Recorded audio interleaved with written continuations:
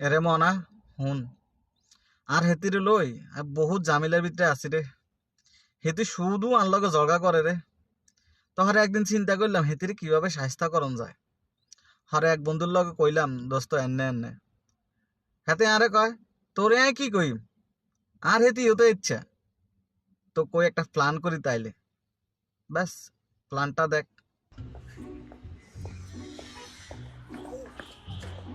老公在抓我！你在装死我！哎呦我去！你敢打我媳妇儿，我也打你！哎呀我去！你玩真的是不是？那就干嘛！ হুম 疼！ 吓死我了！ লাস্টে মজা আছে কিন্তু।